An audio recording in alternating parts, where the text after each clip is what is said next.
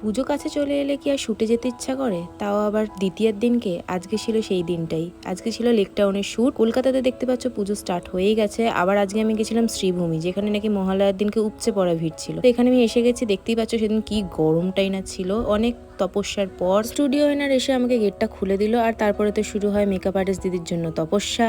এখানে আমি প্রায় ঘুমিয়ে পড়েছিলাম, আমার ফোনটা উল্টে না গেলে আমি জাগতামই না। তো এখানে মেকআপ আর্টিস্ট দিদি অনেকক্ষণ পর আসলো, এসে দেখো আমার ফুল লুক কমপ্লিট করলো। এখানে আবার সেই ফটোগ্রাফারের জন্য তপস্যা। তো তপস্যা করতে করতে আমি এখানে লাঞ্চ করে নিলাম।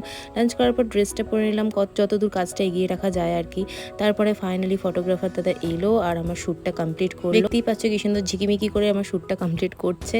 তো এখানে আমি সমস্ত কিছু ক্লিন করে যাই, রাস্তায় বেরিয়েছি, তখন দেখি যে আমি কি একা পাবলিক যে আজকে কাজে এসেছি। সবাই কি ভালোভাবে ঘুরছে আর আমি এখানে কাজ থেকে বাড়ি ফিরছি। এত মাথাটা গরম হয়ে যাচ্ছিল না, যেন মনে হচ্ছিল কবে ঠাকুর দেখতে আসবো। তো যাই হোক, মন খারাপ নিয়ে বাড়ি ফিরি। টাটা।